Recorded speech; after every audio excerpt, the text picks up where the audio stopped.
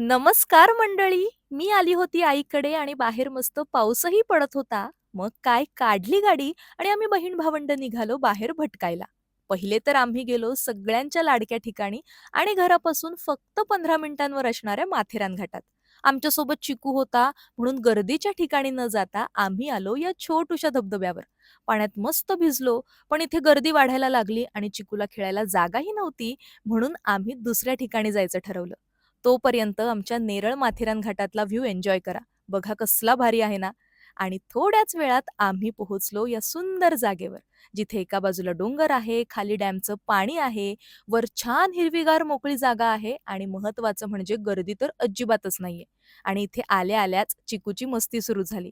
मग मका खात खात मस्त व्ह्यू एन्जॉय केला आणि इथे ऋतिक बघा कसा झोपला येते. आणि अशा प्रकारे मी सुद्धा पावसात भिजण्याचा पुरेपूर आनंद लुटला. आता भेटूयात नेक्स्ट व्हिडिओमध्ये. तोपर्यंत बाय.